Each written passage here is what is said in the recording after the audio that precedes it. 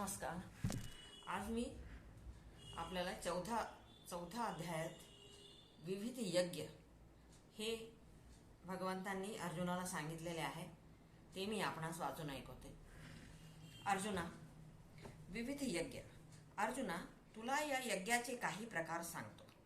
अविचारांचे बालपण ज्यांचे नुकतेच संपले आहे आणि विवेक बुद्धीच्या तारुण्याचा सुंदर उपवनात ज्यांच्या मनाने प्रवेश केला आहे, अशांना विरक्ती ही वधूमाळ घालते. नंतर ते विवेक विरक्तीचे दाम्पत्य एक मनाने योगरूप अग्नीची उपासना आरंभिते. गुरुपदेश रूपी अग्नी त्यांच्या योगरूप अग्निकुंडात प्रज्वलित झालेला असतो.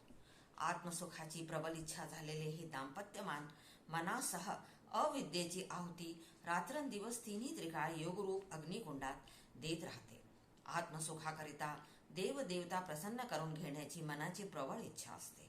हा यज्ञ पूर्ण होण्याकरिता देहधारणा आवश्यक आहे ह्याची त्यांना पूर्ण जाणीव असते. म्हणून देह जगविण्यापुरतेच यज्ञछयाचे मिळेल त्यावर ते आपला देह जगवित असतात. हे जे अग्निहोत्र चालते अर्जुना, त्याला देवयज्ञ म्हणतात आणि हा यज्ञ करणारा योगी महायोगीच असतो.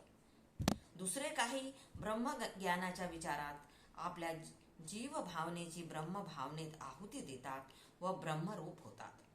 कोणी आत्मसंयमाने ध्यान, धारणा आणि समाधी या योगाच्या अंगाचे व्रत घेतात व परिमित विषय सेवनाने इंद्रियांची विषयाकडील ओढ कमी करून मग वैराग्याचे अग्निकुंड पेटवितात. तो अग्नी प्रज्वलित होण्याकरिता क्षुद्र विचारांच्या समिधा वासनेच्या तुपात बुडवून त्या संयमाग्नीत टाकतात. यामुळे काम, क्रोध आदी विकारांची लाकडे पेटू लागतात व त्यातील आशारूप धूर निघून जातो. त्या प्रज्वलित अग्नीच्या दीप्तीने पंचेंद्रियांच्या भोगेच्छा नाहीशा होतात व नंतर त्या यज्ञकुंडात ज्ञानाग्नी प्रगट होतो. तो आपल्या प्रखर ज्वालांनी राहिल्या साहिल्या निषिद्ध विषयांच्या आहुती आपणहून घेतो. योगी या यज्ञांना संयम यज्ञ असं म्हणतात. अर्जुना, याप्रमाणे निरनिराळ्या तऱ्हांनी निरनिराळी माणसे आपल्या सर्व दोषांचे क्षालन करून घेतात. लाकडातून घर्षणाने यज्ञाग्नी निर्माण करतात. लाकडाची अरणी म्हणजे ठोकळा तयार केलेला असतो. त्याला मध्ये खोबण काढलेली असते. त्यात पिंपळाच्या लाकडाच्या ढलप्या घालून तयार केलेल्या लाकडाच्या रवीने, त्या रवीला मंथा अशी संज्ञा आहे, ती लाकडे दोरीने घुसळली की त्यातून अग्नीची ठिणगी पडते. त्याने यज्ञाग्नी प्रथम पेटवितात, नंतर तो अग्नी यज्ञकुंडात घालून यज्ञकुंड प्रज्वलित करतात. अर्जुना, ही यज्ञक्रिया काही जण आपल्या देहातल्या देहात कशी करतात ते ऐक. आपले हृदय म्हणजे यज्ञाग्नी पेटवण्याची अरणी आहे अशी कल्पना करून विवेक वृत्तीची रवी त्या हृदयावर उभी करायची. ती रवी आडवी तेवढी डोलू नये म्हणून शांत वृत्तीने आणि सात्विक धैर्याने तिला बळकट करून ठेवतात व गुरुपदेशारूपी रेशमाच्या दोरीने हृदयाच्या अरणीवर जोराजोराने घुसळण करतात.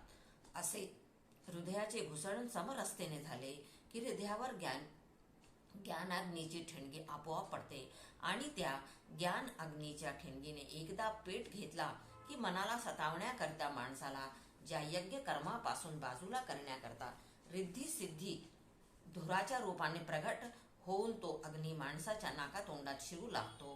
पण त्या धुराला दाद न देता यम नियमांच्या तपाने बाळवून तयार केलेल्या मनाची या ज्ञान अग्नीला आहुती दिली की रिद्धी सिद्धीच्या मोहाचा धूर वितळून जातो आणि निर्माण झालेला ज्ञानाग्नी प्रदीप्त होतो.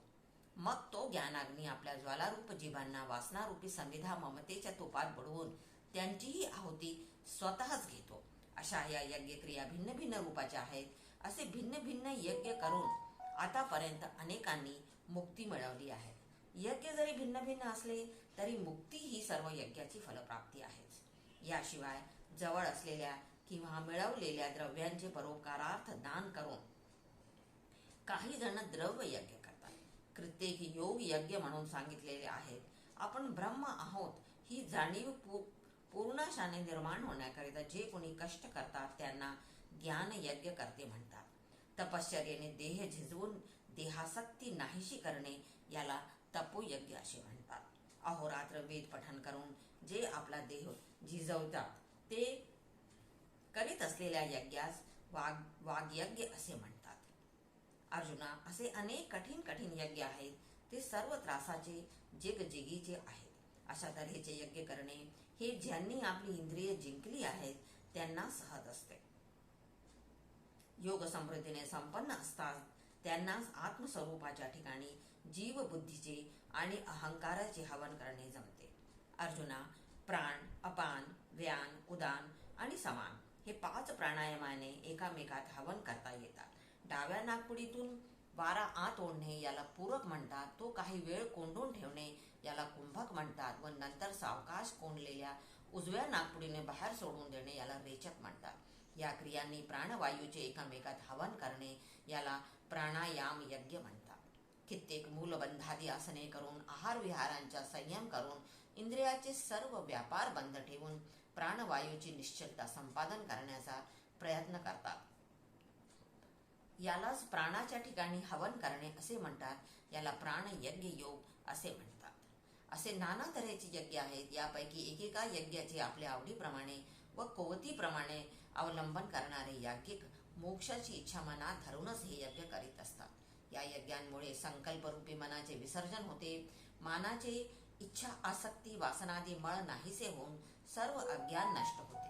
मनाची कर्ता कर्म ही द्वैत भावना नाहीशी होऊन फक्त अनुभवरूपी ज्ञान शिल्लक राहते. त्या ज्ञानाने सर्व वृत्तीचे विसर्जन होते.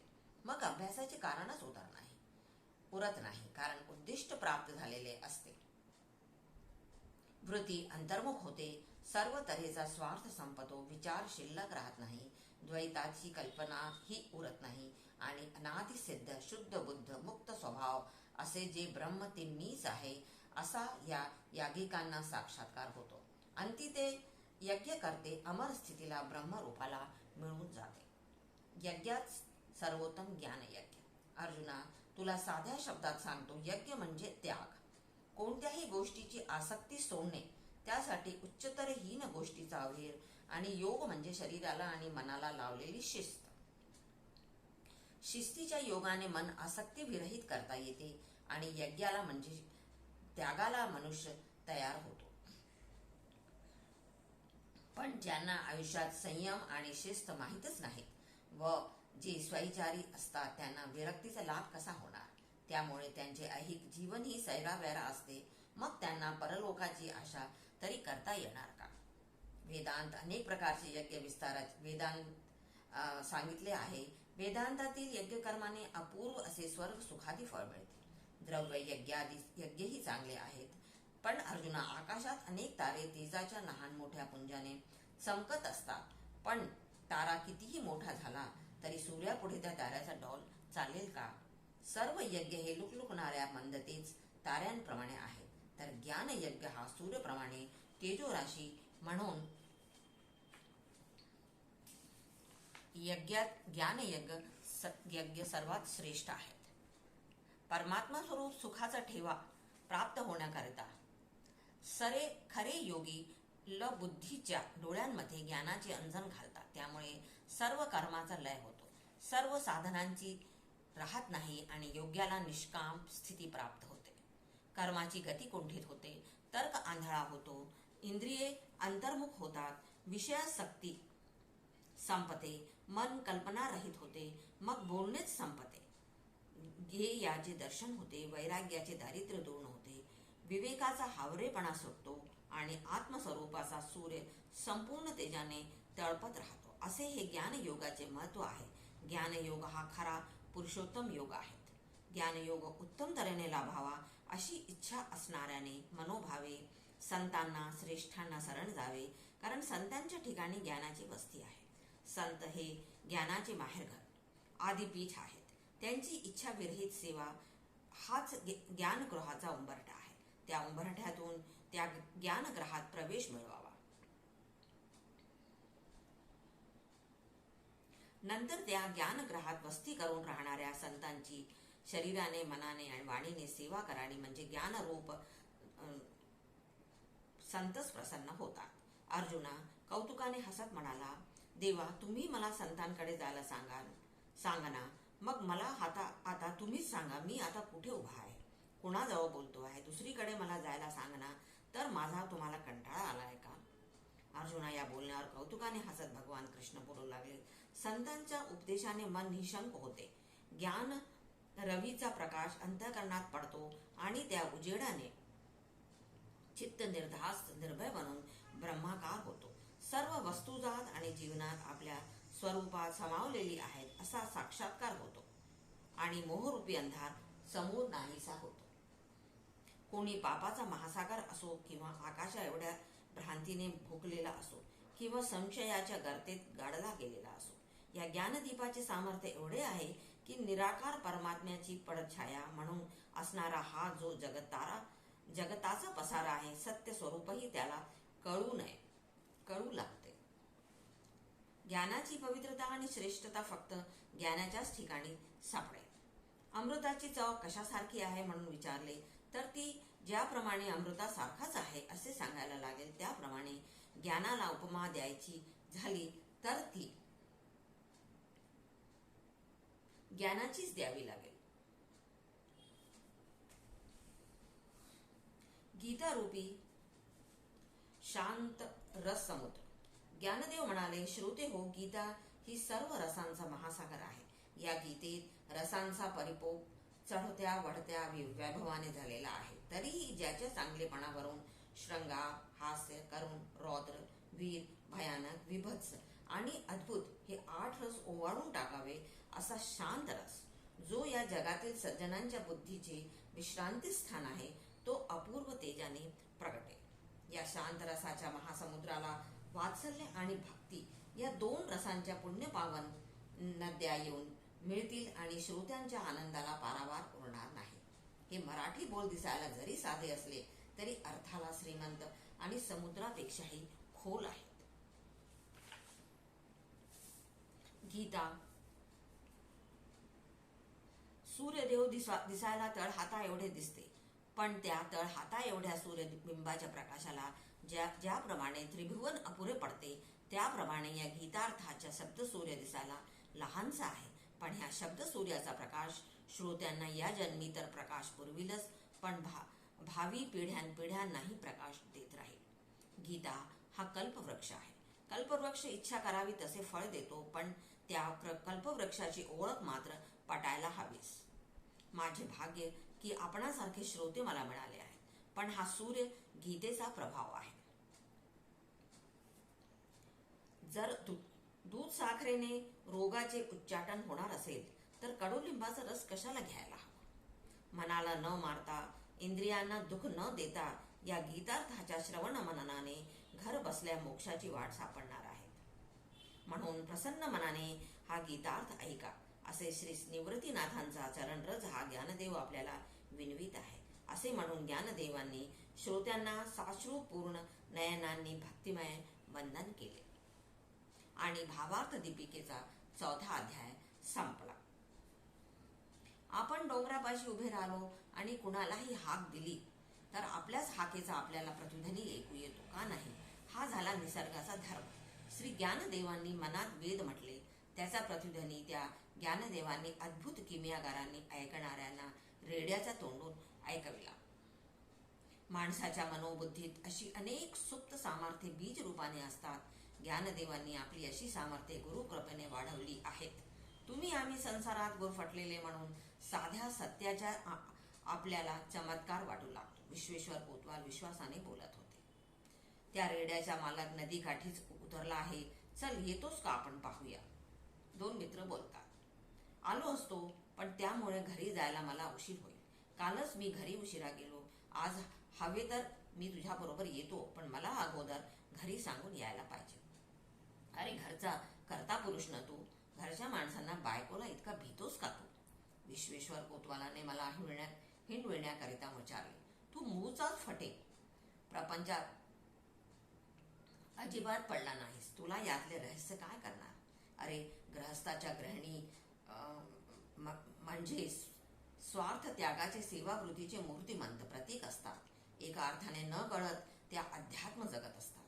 सुगृहिणी आहे त्यावेळी पाहुणे आले तर स्वतःच्या वाटणीचे अन्न त्याला हसत मुखाने वाढतात आणि वेळी आपण अर्धपोटी किंवा उपाशी राहतात.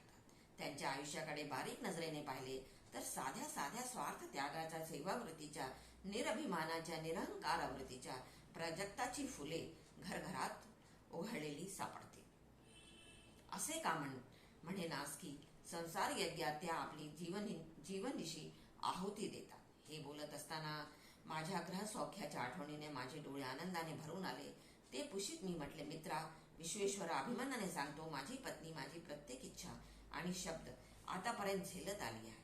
यापुढे तिला अमुक तर अमुक करू नकोस, तमुक करू नकोस असे आज्ञार्थाने काही सांगायचीच मला लाज वाटू लागली आहे.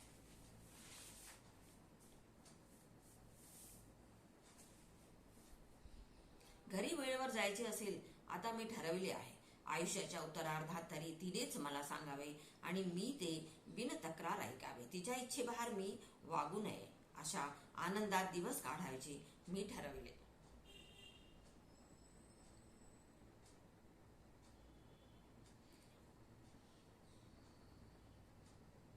रस्त्याने एके ठिकाणी 5-6 कुत्री आकाशाकडे पाहून एकसारखी भुंकताना आम्हाला दिसली. त्या कुत्र्यांकडे कौतुकाकडे पाहत विश्वंभर म्हणाला, ही कुत्री आकाशाकडे पाहून का म्हणून भोगतेस? यांना बुद्धी किंवा विशिष्ट जाणीव आहे का? आतापर्यंत कुत्री वेळी अवेळी आकाशाकडे पाहून भुंकताना दिसली की मी त्यांना दगड मारून पेटाळून लावत असे. पण माझी ती खोड अलीकडे गेली आहे. मी आता या कुत्र्यांना दगड मारू शकत नाही.